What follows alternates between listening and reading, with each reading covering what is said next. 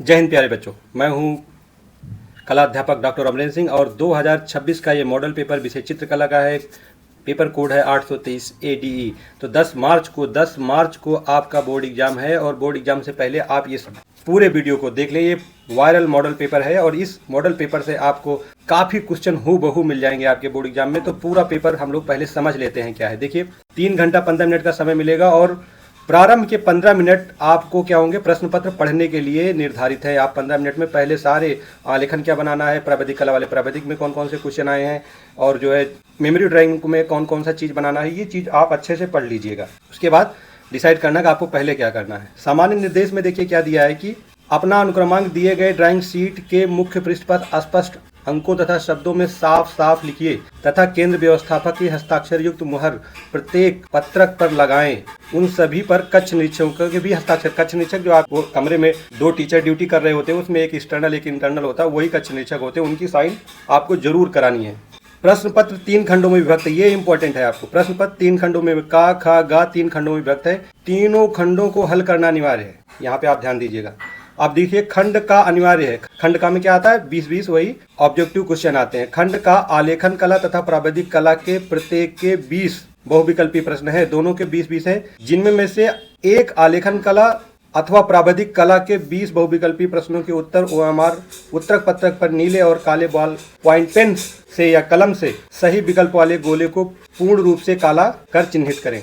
मतलब 40 क्वेश्चन दिए होंगे, 20 क्वेश्चन आलेखन कला के, 20 क्वेश्चन प्रावैधिक कला के। इन दोनों में से चाहे आप आलेखन के 20 क्वेश्चन कीजिएगा, चाहे आप प्रावैधिक के, लेकिन जिसके भी आप 20 क्वेश्चन कीजिएगा OMR सीट पर आपको वहां लिखा रहेगा आलेखन कला, उसके आगे ऐसे एक बना रहेगा सर्किल, और प्रावैधिक कला या ज्यामिति कला लिखा हो सकता है और यहाँ पे ऐसे एक सर्किल बना होगा। जो भी आप कीजिएगा उसके सामने वाला सर्किल भर दीजिएगा। मैं आपको एक OMR सीट की इमेज दिखा दे रहा हूँ, उससे आप समझ पाएंगे।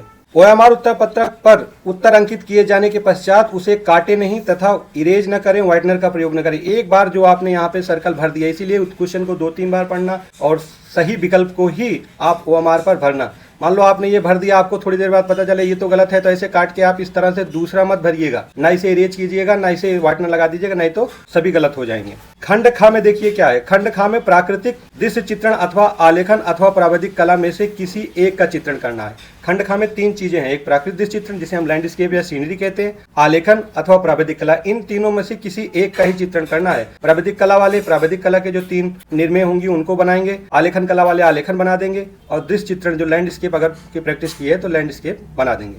खंड गा में स्मृति चित्रण के प्रश्न दिए गए, मतलब स्मृति चित्रण आपको उसमें बनाना है। चलिए पेज को पलटते हैं, देखते हैं क्या है आगे।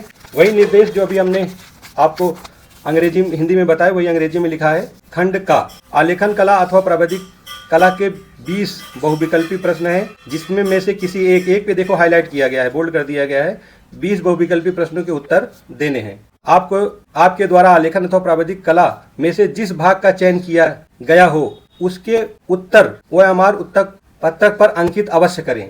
अगर आपने मान लो आलेखन कला का किया और आपने उत्तर पत्रक पर प्रावैधिक कला का सर्कल कर दिया, तो आपके 20 में से 20 क्वेश्चन लगभग गलत हो जाएंगे। तो ये चीज बहुत ध्यान रखना है, बहुत ध्यान से। सबसे पहले जिसका भी आप अटेंड कर रहे हैं 20 क्वेश्चन, वो OMR पर आप उसके सामने उसका वाला सर्कल अवश्य भर दें। तो आलेखन कला के 20 क्वेश्चन देखिए। सबसे पहले हम लोग आलेखन कला के 20 क्वेश्चन देखते हैं और ये क्वेश्चन इसमें से बहुत ही इंपॉर्टेंट क्वेश्चन है। मैंने इस पेपर को पढ़ा है, ये आपके समझिए काफी क्वेश्चन हूबहू आपके बोर्ड एग्जाम में रखे रहेंगे, एकदम सेम ऐसे ही आपको क्वेश्चन मिलेंगे।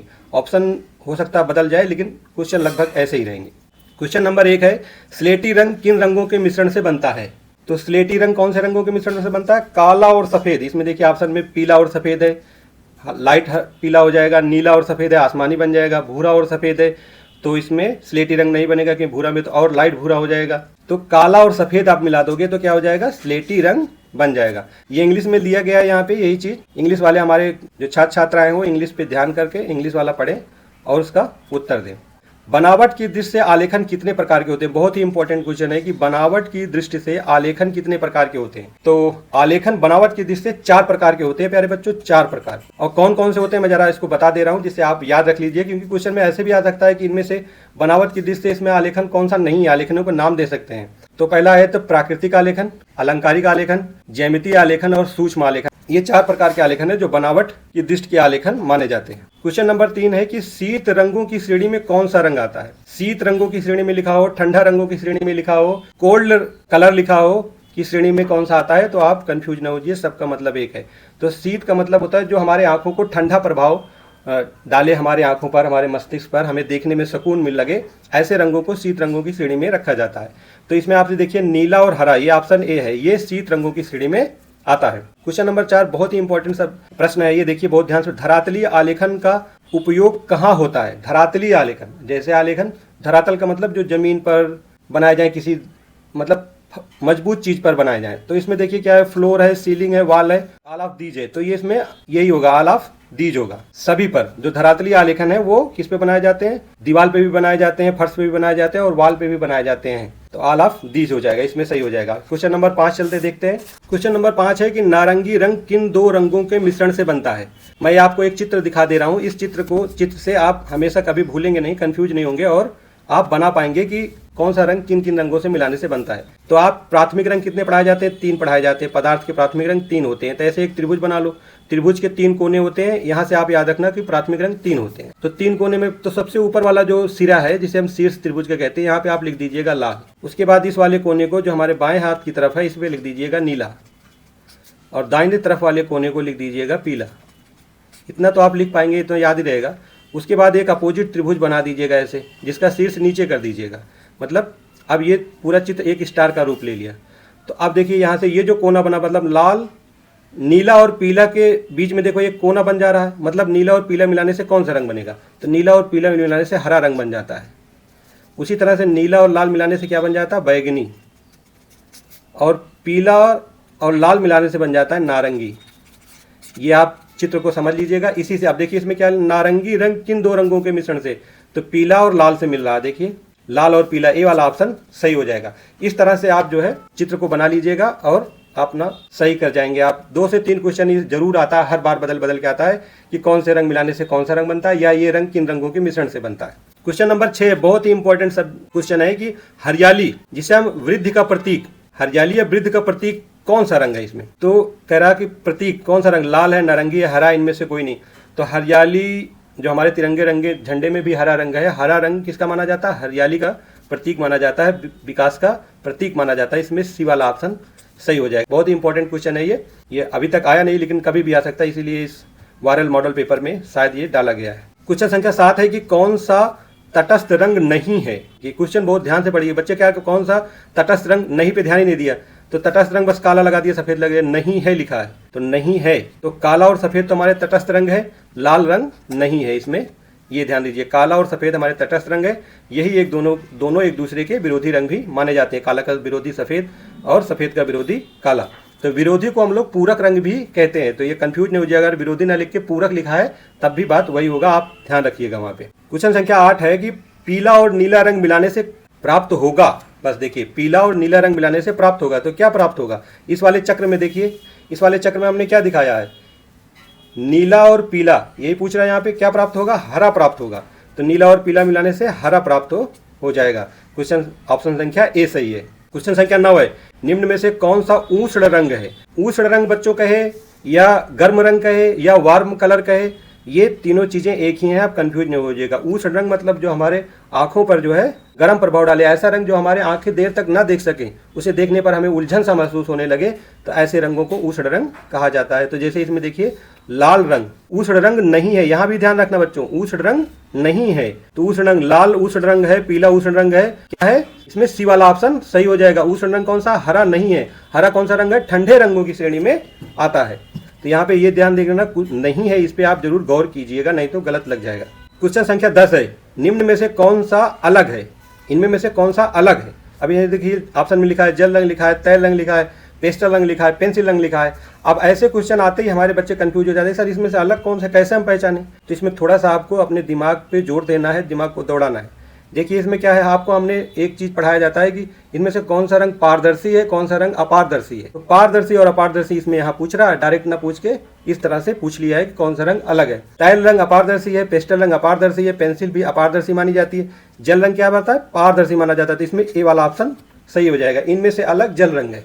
मतलब जल रंग क्या होता है, पारदर्शी होता है। ये तीनों क्या होती हैं, अपारदर्शी होते हैं। तो इस तरह से आपको क्वेश्चन को पहचानना है। 2-3 बार आप पढ़ोगे, थोड़ा सा दिमाग दौड़ाओगे तो आपको ये समझ में आ जाएगा बच्चों कि इसमें से अलग कौन है। चलते हैं क्वेश्चन नंबर 11 पर। क्वेश्चन नंबर 11 है कि समानांतर रेखाएं आगे बढ़ाने पर सदैव मतलब क्या होती हैं, मिलती हैं कि नहीं मिलती हैं। देखो इसमें लिखा है मिलती हैं, नहीं मिलती हैं, कभी कभी मिल जाती हैं, इनमें से कभी। तो समानांतर रेखाएं नहीं मिलती हैं, इसमें बी वाला ऑप्शन सही हो जाएगा। समानांतर रेखाएं जो एक दूसरे पर बराबर दूरी पर आगे बढ़े, ऐसी रेखाओं को क्या बोलते हैं, समानांतर। मतलब दोनों के बीच की दूरी हमेशा बराबर हो। तो जब दोनों बराबर रहेंगी तो मिलेंगे, कभी नहीं मिलेंगे। जैसे आपने रेल की लाइन देखी है, पटरी देखी है, उस पर जो है वो दोनों लाइनें कभी नहीं मिलती हैं। उसी समानांतर रेखाओं की एक बहुत अच्छा उदाहरण है ये। क्वेश्चन संख्या 12 बहुत ही इंपॉर्टेंट है कि मोनोक्रोम कहा जाता है। मोनोक्रोम, ये क्वेश्चन प्यारे बच्चों हर साल, चाहे मॉडल पेपर हो या आपके एग्जाम पेपर हो, हर साल ये क्वेश्चन आता है कि मोनोक्रोम क्या है।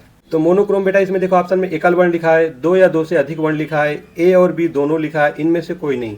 तो मोनोक्रोम का मतलब होता है एकल वर्ण। एक ही वर्ण के विभिन्न मान की मदद से जब हम कोई चित्र बना देते हैं, कोई स्केचिंग कर देते हैं, तो उसे हम मोनोक्रोम कहा जाता है। इसे आप याद रखना। क्वेश्चन संख्या 13 है कि प्रागैतिहासिक चित्रों का प्रमुख विषय क्या है। आप यहाँ देखिए शिकार का चित्रण, इसमें बी वाला ऑप्शन सही है। शिकार का चित्रण प्रागैतिहासिक चित्रों का प्रमुख विषय रहा है। चाहे वो उत्तर प्रदेश के प्रागैतिहासिक चित्रों की गुफाएं जो प्राप्त हो, चाहे मध्य प्रदेश की या कहीं की भी जो यूरोप में हमारी प्रागैतिहासिक गुफाएं प्राप्त हुई हैं, उन सभी प्रागैतिहासिक गुफाओं के चित्रों का जो विषय है वो शिकार का ही है। क्वेश्चन संख्या 14 देखते हैं कि निम्न में से कौन अलग है। इस तरह का देखो क्वेश्चन बहुत पूछ रहा है, आपको पहचानना पड़ेगा कि कौन सा इसमें अलग करना है। तो इसमें देखिए लाल पीला है, बैगनी नारंगी है, और नीला हरा है, और काला सफेद है। तो इसमें देखिए लाल पीला प्राथमिक रंग है, ये द्वितीयक रंग है, एक प्राथमिक एक द्वितीयक रंग है। तो ये प्राथमिक और द्वितीयक रंग इसमें मिक्स करके दिया है। लेकिन काला और सफेद क्या है, तटस्थ रंग है। तो इसमें से अलग क्या हो जाएगा, डी वाला ऑप्शन हो जाएगा, काला और सफेद। तो आपको ये पहचानना है। क्वेश्चन संख्या 15 है कि सूर्य की रश्मियों में कितने रंग पाए जाते हैं। तो सूर्य की रश्मियों में प्यारे बच्चों 7 रंग पाए जाते हैं। यही 7 रंग हमारे प्रकाश में उपस्थित होते हैं, वही हमारे सूर्य की रश्मियों में पाए जाते हैं। और आपने जो रेनबो देखा है, मतलब कि इंद्रधनुष, उसमें यही 7 रंग हमें दिखाई देते हैं। चलते हैं नेक्स्ट क्वेश्चन पर। क्वेश्चन संख्या 16 है कि आलेखन में किस प्रकार की रेखाओं का महत्व है। तो आलेखन में यहाँ पे लयात्मक रेखाओं का महत्व है। ए वाला ऑप्शन सही हो जाएगा। सीधी नहीं, कठोर नहीं, इनमें से कोई नहीं। तो आलेखन में क्या है, हमें लयात्मक रेखाओं का ही महत्व होता है, खासकर अलंकारिक आलेखन में सबसे ज्यादा। क्वेश्चन संख्या 17 है कि निम्न में से, तो देखो पहचानना है, बैगनी, लाल, नारंगी, आसमानी। तो इसमें देखिए बैगनी द्वितीयक रंग है, नारंगी द्वितीयक रंग है, आसमानी भी तृतीयक रंग है, लेकिन ये क्या है, लाल प्राथमिक रंग है। अब ये इसमें एक ट्रिक और लग सकता है, बैगनी, नारंगी और लाल ये तीनों गर्म रंगों की श्रेणी में आता है, आसमानी ठंडे रंगों की श्रेणी में आता है। तो इस तरह से क्वेश्चन आपको दे रहा है, तो इसमें डी वाला ऑप्शन सही हो जाएगा। कौन सा अलग है, आसमानी, क्योंकि ये ठंडे रंगों की श्रेणी में आता है। बैगनी, नारंगी और लाल गर्म रंगों की श्रेणी में आते हैं। लाल और नारंगी सबसे ज्यादा, बैगनी में भी लाल की मात्रा अधिक होती है, तो इसलिए गर्म रंगों की श्रेणी में रख सकते हो। क्वेश्चन संख्या 19 है कि बी का क्या अर्थ है। बी का क्या अर्थ है, तो यहाँ पे देखिए बी, आप पेंसिल यूज करते हो, उस पर लिखा रहता है एच बी, एच बी। तो एच का मतलब होता है बच्चों हार्डनेस, कठोरपन, और बी का मतलब होता है कालापन या ब्लैकनेस। ये देखिए ऑप्शन इसमें बी वाला ऑप्शन सही हो जाएगा, कालापन। बी का मतलब होता है ब्लैकनेस। अभी अंग्रेजी में देखिए, ये देखो ब्लैकनेस लिखा हुआ है, तो बी का मतलब ब्लैकनेस, एच का मतलब हार्डनेस। तो इसी प्रकार से बी श्रेणियों की, बी पेंसिल की जितनी बड़ी श्रेणी होगी वो क्या होगी, वो ज्यादा काला चलेगी और सॉफ्ट रहेगी, नरम रहेगी। और एच श्रेणी की जितनी बड़ी पेंसिल होगी वो हार्ड चलेगी और उससे खींची गई लाइनें बहुत ही हल्की होंगी। ये क्वेश्चन पूछता है कि कौन सी पेंसिल से खींची गई लाइन हल्की चलेगी। तो एच श्रेणी की जो सबसे बड़ी, जैसे आता है एच, फिर 2H, फिर 4H, तो जो सबसे बड़ी हो जैसे 4H, फिर 6H, तो 6H की पेंसिल बहुत ही हार्ड रहेगी, बहुत उसकी उससे लाइन खींचोगे तो बहुत हल्की लाइन चलेगी। उसी तरह से बी वाली 2B रहेगा, 4B pencil, 6B pencil, 8B pencil, 10B pencil भी आती है। तो जितनी बड़ी, जैसे 8B से बिल्कुल काली और बहुत सॉफ्ट जो है रहेगी और बहुत काली लाइनें बनेगी। तो ये भी क्वेश्चन आता है, हर साल आता है। यहाँ से आप, इस मॉडल पेपर में नहीं है, लेकिन मैं इसलिए बता दे रहा हूँ जिससे आपको मदद मिल सके। क्वेश्चन संख्या 20, चारकोल क्या है। तो चारकोल क्या है, देखो ग्रेफाइट लिखा है, जली लकड़ी लिखा है, पेस्टल लिखा है, स्याही लिखा है। पेस्टल और स्याही है नहीं, ग्रेफाइट है नहीं। चारकोल क्या है, जली हुई लकड़ी, ब्रंट वुड। ये बी वाला ऑप्शन देखिए, जली हुई लकड़ी, ये से हम चारकोल कहते हैं। तो ये तो हमारे 20 क्वेश्चन आलेखन कला के थे। अब 20 क्वेश्चन हम प्रावैधिक कला के करा रहे हैं। जो बच्चे आलेखन कला कर रहे हैं या प्रावैधिक कला वाले, लगभग 5 मिनट वीडियो को आगे बढ़ा लें और फिर आगे वीडियो को देखेंगे। तब तक हम प्रावैधिक कला के क्वेश्चन करा रहे हैं। तो प्यारे बच्चों इसको देख लेते हैं। प्रत्येक बहुविकल्पी प्रश्न के 4 विकल्प दिए गए हैं, इनमें से सही विकल्प चुनिए और सही क्रम में अपने ओमार उत्तर पत्रक पर चिन्हित करें, वही चीज दिखा गया है। तो चलते हैं पहले क्वेश्चन पर, देखते हैं कि यदि किसी त्रिभुज की सभी भुजाएं बराबर हो तो वह कहलाएगा। तो यदि त्रिभुज की सभी भुजाएं बराबर हो तो क्या कहलाएगा? समबाहु त्रिभुज। तो बच्चों मैं आपको बता दूं कि भुजाओं के आधार पर 3 प्रकार के त्रिभुज होते हैं, एक समबाहु, विषमबाहु, एक समद्विबाहु। समबाहु मतलब जिसकी तीनों भुजाएं बराबर हो, समद्विबाहु मतलब जिसकी 2 भुजाएं बराबर हो, और विषमबाहु मतलब जिसकी तीनों भुजाएं बराबर न हो। तो ये आपको याद रखना है। क्वेश्चन संख्या 2 पे चलते हैं कि किसी आयत की 2 संलग्न भुजाओं के मध्य कोण क्या होगा? तो आयत की आमने सामने की भुजाएं बराबर होती हैं और प्रत्येक कोण समकोण होता है। संलग्न का मतलब होता है, मान लो जैसे ये एक भुजा हो गई इसकी लंबाई, और ये दूसरी भुजा जहाँ पे आके मिलती है, संलग्न भुजाएं, ये दोनों संलग्न भुजाएं हो गई। इनके बीच का कोण कितने होगा? 90 डिग्री का होगा। यहाँ पे बी वाला ऑप्शन सही है। वृत्त का कोण होता है, वृत्त का कोण मतलब ये जो आपका पूरा सर्कल होता है, ये आपका वृत्त है, तो इसका पूरा सर्कल का कोण कितना होगा? 360 डिग्री। ये आपको याद रखना है। वृत्त से रिलेटेड एक चीज मैं आपको बता दूं, जैसे वृत्त का केंद्र ये है, अब केंद्र से परिधि तक अगर कोई रेखा खींची जाए तो क्या कहलाएगी? केंद्र O रख लिया मैंने, इसे रख दिया P, तो OP क्या हो गई? वृत्त की त्रिज्या हो गई। यदि इसको दूसरी तरफ भी परिधि तक बढ़ा दिया जाए और ये हो गया PQ रेखा, ये हो गई हमारी वृत्त का व्यास।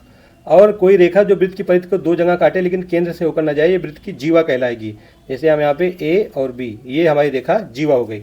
इसे आप याद रखना, इससे भी रिलेटेड क्वेश्चन आते हैं। समकोण कितने अंश का होता है? समकोण होता है बच्चों 90 डिग्री का। कोण से रिलेटेड एक क्वेश्चन या 2 क्वेश्चन पूरे एग्जाम में जरूर आता है। मैं थोड़ा सा आपको पूरा समझा देता हूँ, जिससे आपको अब किसी दूसरे वीडियो की जरूरत न पड़े और आप पूरा पेपर समझ ले। इस 20 क्वेश्चन जगह हम 50 क्वेश्चन आपको समझाएंगे। समकोण क्या होता है? 90 डिग्री के कोण को समकोण कहते हैं। 90 डिग्री से कम के कोण को कितना क्या बोलते हैं? न्यून कोण बोलते हैं। 90 डिग्री को सम, 90 डिग्री से अधिक और 180 डिग्री से कम के कोण को अधिक कोण बोलते हैं, और 180 डिग्री के कोण को सरल कोण या ऋज कोण बोलते हैं। 180 डिग्री से अधिक और 360 डिग्री से कम के कोण को बृहद कोण बोलते हैं, और 360 डिग्री के कोण को संपूर्ण कोण बोलते हैं। इसे आपको याद रखना है। क्वेश्चन संख्या 5 है कि निम्न में से कौन सा आकार वृत्त का है? इसमें देखो पहचानना है, इसमें वृत्त कौन सा है। तो ये त्रिभुज है, ये आयत है, ये वृत्त, इसमें सी ऑप्शन सही हो जाएगा। इस तरह से 1 या 2 क्वेश्चन हर साल आते हैं जिसमें आपको आकार को पहचानना होता है। जिस त्रिभुज की तीनों भुजाएं असमान हो, अभी मैंने पिछले वाले प्रश्न बताया, असमान हो कहलाता है, तो क्या है? विषम बाहु त्रिभुज कहलाता है। विषम बाहु, बी वाला ऑप्शन सही हो गया। क्वेश्चन संख्या 7 है कि प्रिज्म में कुल कितने रंग होते हैं? तो प्रिज्म में कुल 7 रंग होते हैं। क्वेश्चन संख्या 8 है कि निम्न में से कौन सा आकार त्रिभुजाकार है? यहाँ पे त्रिभुजाकार मतलब त्रिभुज पूछ रहा है, तो इसमें देखिए ए वाला ऑप्शन ही त्रिभुज है। ये आयत है, ये वर्ग है और ये समषष्टभुज है। क्वेश्चन संख्या 9 है यदि बेलन का एक सिरा वृत्ताकार है तो दूसरा सिरा होगा, तो दूसरा सिरा भी वृत्ताकार होगा। सी वाला ऑप्शन इसमें सही है। घन देखिए, घन में कुल कितने फलक होते हैं? घन से एक क्वेश्चन आता है और इस घन से 5 से 6 प्रकार के क्वेश्चन बनते हैं। तो देखिए घन में कितने फलक होते हैं? कुल 6 फलक होते हैं। घन का चित्र बना के मैं आपको दिखाता हूं बच्चों। घन का चित्र पहले देखिए, एक लाइन खींच दीजिए, उतनी ही लंबी इधर, ये हो गया। उसके बाद एक लाइन इधर, एक लाइन इधर, इन दोनों को मिलाना है। इसके समानांतर यहाँ लाइन, इसको मिलाना है, फिर यहाँ से इसको मिलाना है और ये इसको मिला देना है। ये हो गया हमारे घन का आकार। तो घन में फलक कितने होते हैं? देखो 1, नीचे वाला 2, इधर वाला 3 और इधर वाला 4 और 5 और ये 6 फलक हो गए। अब ये फलक होते किस आकार के होते हैं? तो फल पूछा जाता है घन के फलक क्या किस आकार के होते हैं? तो वर्गाकार होते हैं। कैसे होते हैं? वर्गाकार, मतलब चारों भुजाएं बराबर होती हैं इनकी। अब अगला क्वेश्चन पूछा जाता है घन में कोने कितने होते हैं? कोने मतलब ये देखिए, ये चीज कोना है इसका। घन में कितने कोने होते हैं? तो 1 कोना, 2, 3, 4 और नीचे 8, तो कोने हो गए हमारे 8। अब पूछा जाता है किनारे कितने होते हैं? तो किनारे मतलब ये देखो, 1 किनारा हो गया, 2 हो गया, 3 हो गया, 4 हो गया, 5 हो गया, 6 हो गया, 7, 8, 9, 10, 11 और 12। तो किनारे कितने होते हैं? 12। ये आपको याद। घन का जो घन होता है वो दर्शक को एक साथ उसके कितने फलक दिखाई देते हैं? तो 3 फलक दिखाई देते हैं। यहाँ से घन से ये क्वेश्चन, इस तरह क्वेश्चन आते हैं। आई होप अब आप घन से कोई भी क्वेश्चन आए आप उसे सही कर पाएंगे। नेक्स्ट क्वेश्चन पर चलते हैं।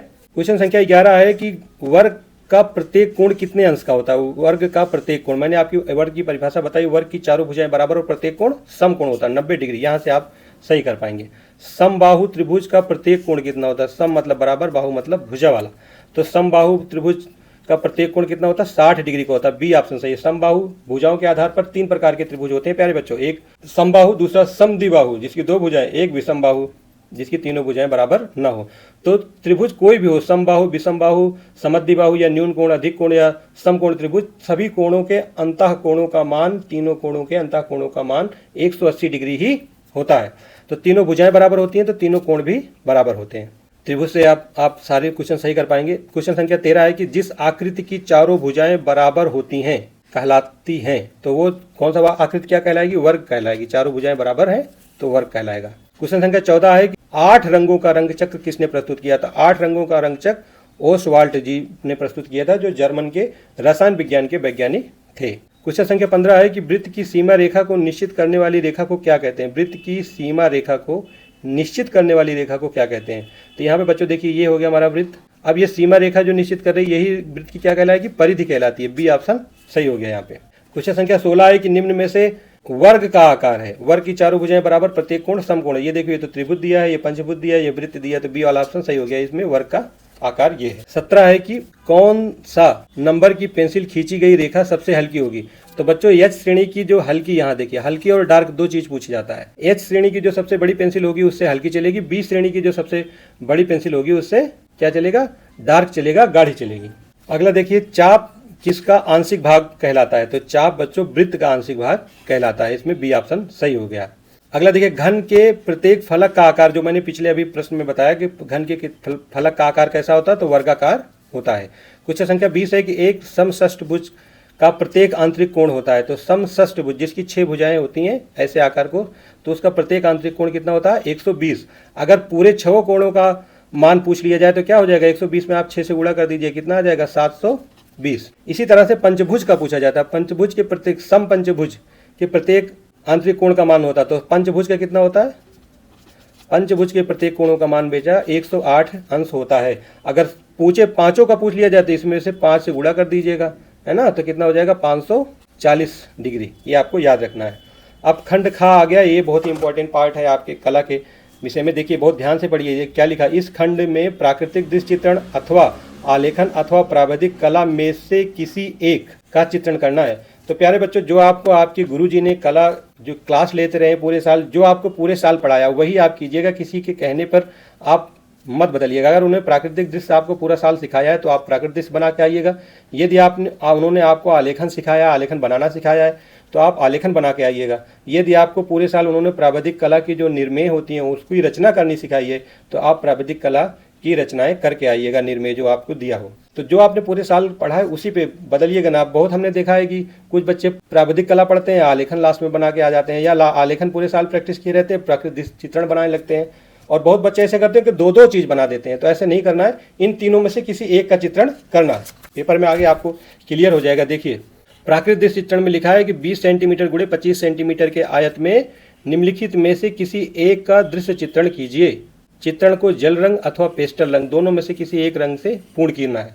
देखिए, ये 2 सीन दिया है। पहाड़ों के बीच सूर्योदय का दृश्य, कुछ पेड़ और झोपड़ियों के साथ दृश्य चित्रण करना है आपको। तो ये आपको यहाँ पे, और नीचे देखिए, खेत से लौटते हुए बैलों के साथ किसान तथा किसान का चित्र, सड़क और कुछ पेड़ और झोपड़ियाँ दिखाना है। सड़क पर किसान लौट रहा है और आस में कुछ झोपड़ियाँ होंगी, कुछ पेड़ बने हुए हैं। इस तरह की सीन आपको यहाँ बना, दोनों में से कोई एक सीन आप बना दीजिएगा। उस तरह जैसे आप सीन बनाते हो, सही रेखांकन के लिए 15 नंबर है, सौम्य और उपयुक्त रंग प्रयोग के लिए 5 नंबर है, सही और उपयुक्त संयोजन के लिए 5 नंबर है, वातावरण का दृश्य सही दृश्यांकन के लिए 5 नंबर। इस तरह से आप देखिएगा। मैं स्क्रीन पर एक चित्र लगा दे रहा हूँ, आप उससे देख के समझ पाएंगे कि प्राकृतिक दृश्य चित्रण कैसे बनाना है। यही चीज़ यहाँ पे अंग्रेजी में लिखा गया है। सारे बच्चे अंग्रेजी वाले इस चीज़ को देख के यहाँ से समझ लें। आलेखन वाले पार्ट में आए, देखें 18 गुणे 12 सेंटीमीटर की आयत में एक आकर्षक आलेखन की रचना करें जो कमल के फूल, पत्ती और कली व हंस के साथ संयोजित हो। मतलब आलेखन में तो आलेखन के साथ मतलब फूल, पत्ती, कमल के का जो आलेखन बना रहे हैं उसके साथ एक हंस का भी छोटा सा चित्र उसमें संयोजित करना है। किन्हीं 3 जल रंगों से पूर्ण कीजिए। कोई भी 3 या 3 से अधिक भी लगा सकते हो आप, लेकिन मिनिमम तो 3 आपको लगाना ही लगाना है। इकाई की मौलिकता के लिए 10 नंबर आपको मिलेगा। लयात्मक रेखाएं आपकी हैं तो उसके लिए 5 नंबर मिलेगा। आपने अच्छे रंगों का चयन किया है और रंगों को अच्छा सा वहाँ पे संयोजित किया तो उसके लिए 10 नंबर है। और वो आलेखन का प्रभाव कैसे आ रहा, देखने में कैसे लग रहा, अच्छा लग रहा, बहुत अट्रैक्टिव लग रहा है कि सामान्य प्रभाव आ रहा है, तो उसके लिए 5 नंबर है। तो इस तरह 30 नंबर अलग अलग ढंग से यहाँ पे दिया जाता है। ये अंग्रेजी में वही चीज़ लिखा है। अब देखिए उसके नीचे जैसे ये खत्म होता क्या लिखा, OR अथवा अब ये आलेखन अथवा प्राविधिक, प्राकृतिक अथवा आलेखन अथवा प्राविधिक, तीनों में से कोई एक चीज करना है आपको। कई बार मैं बता रहा हूँ, निम्नलिखित 5 प्रश्नों में से किन्हीं 3 प्रश्नों को, प्राविधिक कला वाले छात्र जो है उनमें 3 प्रश्नों के ही उत्तर देना है, सारे प्रश्नों के उत्तर नहीं देने हैं। अंक समान है, मतलब एक प्रश्न 10 नंबर का, तो 3 प्रश्न करोगे 30 नंबर का हो जाएगा। 30 नंबर का आलेखन, 30 नंबर का आपका, अगर आप आलेखन करते हो 30 नंबर ये, 20 नंबर का आपका ऑब्जेक्टिव क्वेश्चन, तो 30 20 50 और 20 नंबर का आपका स्मृति चित्रण, 70 नंबर का आपका ये पेपर हो गया। ये देखिए प्राविधिक कला वाले, प्रत्येक रचना में निर्दिष्ट रेखाएं, रचनात्मक रेखाएं और अभीष्ट रेखाएं स्पष्ट दिखे। ऐसे आपको करना है कि सभी चीज स्पष्ट दिखे। रचनात्मक रेखाएं मिटाए नहीं है, मिटाना नहीं, कोई भी रेखा आप जब रचना करते हो खींचते हो तो उसे मिटाना नहीं है, उसे वहीं छोड़ देना है, बने रहने देना है। सभी प्रकार का रफ कार्य अलग दिए गए स्वैच सेम पेपर पर कीजिए। एक आपको पेपर दिया रहेगा A4 साइज का, उसी पे आपको रफ कार्य सारे करने हैं। जो हम डायग्राम आपको बता रहे हैं किस तरह से एक बना लीजिएगा, ऊपर लाल लिख लीजिएगा, नीला, उसी रफ पेज पे आप बना लीजिएगा। अब ये निर्मेय दी गई है, ये निर्मेय सारी मैंने अपने YouTube चैनल पे बना दिया है और सबका मैं डिस्क्रिप्शन में लिंक दे दूंगा। आप उसको देख के समझ लीजिएगा कि निर्मेय की रचना कैसी करनी है और करके आराम से आप पूरे नंबर पा सकते हैं। प्राविधिक कला एक ऐसा टॉपिक है, इसमें मैथ की तरह नंबर मिलता है। आपने अगर रचना सही किया तो पूरे 10 में 10 नंबर मिलेंगे। और वही वो चीज़ यहाँ पे अंग्रेजी में दिया गया है जो अभी प्राविधिक कला हमने हिंदी में पढ़ा। प्यारे बच्चे देख लेंगे सारे, वीडियो को रोक के। अब देखिए खंड गा आ गया, 3 पार्टों में बटा था। पहले पार्ट में आपका ऑब्जेक्टिव क्वेश्चन आया खंड का में, खंड खा में आपके प्राकृतिक चित्रण, आलेखन और प्राविधिक कला तीनों में से कोई एक करना है। अब खंड गा स्मृति चित्रण, ये भी आपका अनिवार्य, इसमें 2 भाग दिए। इस प्रश्न के 2 भाग का और खा है, दोनों ही भागों से चित्र बनाना अनिवार्य है। मतलब का भाग में जो 3-4 ऑप्शन दिए होंगे उनमें से एक, खा भाग में 3-4 ऑप्शन दिए होंगे उनमें से एक। अब देखिए 2 × 10 = 20, मतलब 10 नंबर का एक चित्र होगा। निम्नलिखित में से किसी एक स्मृति चित्रण पर प्रकाश तथा छाया दर्शाकर पेंसिल के माध्यम से बनाइए। पेंसिल से बनाना है बच्चों, इसमें रंग नहीं भरना। बहुत बच्चे, मैं जब कॉपी चेक करने जाता हूँ, मूल्यांकन में मेरी ड्यूटी लगती है हर साल, तो मैं देखता हूँ कि 50% बच्चे इन चित्रों में भी कलर भर देते हैं। इन चित्रों में आपको बच्चा कलर नहीं भरना है प्यारे बच्चों, आपको सिर्फ पेंसिल से शेडिंग करके आ जाना है। तो देखिए खंड का में देखिए क्या है, रेखा शास्त्रों के लिए 4 अंक है, आकृति का अनुरूपता के लिए 6 अंक है, क्रिकेट गेंद है, क्रिकेट बैट और गेंद ये आपका है, कढ़ाई है, बाल्टी और मग है, पुस्तक और पेन है। इन चारों ऑप्शन ABCD चारों में से कोई एक का चित्र बनाना। मान लो क्रिकेट बैट और गेंद बना रहे हैं तो इसका इन तीनों का फिर मत बनाना आप। अब खंड खा में देखिए निम्नलिखित में से वही चीज जो ऊपर दिया, इसमें चित्रण प्रकाश तथा छाया दर्शाकर पेंसिल द्वारा बनाइए। चित्र 15 सेंटीमीटर से कम ना हो, छोटा ना हो, उससे बड़ा हो चल जाएगा लेकिन 15 सेंटीमीटर से छोटा नहीं होना चाहिए। मैं बता रहा हूँ, मूल्यांकन में देखता हूँ बच्चा 8-8, 7-7 सेंटीमीटर के चित्र बना के आ जाते हैं और पेज के किसी कोने बना देते हैं, उसकी कोई मार्किंग नहीं करते हैं, तो उससे नंबर उनका कट जाता है। खा में देखिए क्या दिया है, आम पत्तियों सहित, लौकी, पपीता और मूली पत्तियों सहित, इन चारों में से कोई एक जो सबसे अच्छा आप चित्र बना पा रहे हो, जो सबसे अच्छी आप बनाते हो, आपने साल में 1-2 बार 4 बार प्रैक्टिस की होगी, जो चित्र आप अच्छा उसी पे आप जाइएगा। किसी दोस्त के कहने पर मैं तो लौकी बना रहा हूँ तो तुम भी लौकी बना लो, या मैं पपीता बना रहा हूँ तुम भी पपीता, नहीं, जो आप सबसे अच्छा बना पाए उसे आप बनाइएगा। तो ये सारे चित्रों जो इसमें दिए, इसमें भी स्मृति चित्रण की वीडियो मैं इसी चैनल पर है, इसी आप जाके प्लेलिस्ट में देखिए, स्मृति चित्रण का जो है प्लेलिस्ट बना, उसमें सारे चित्र बना के और उसका तरीका सिखा के मैंने डाला है। तो ये पूरा या वही चीज़ अंग्रेजी में लिखा है, हमारे अंग्रेजी वाले छात्र छात्राएं इसको देख लें।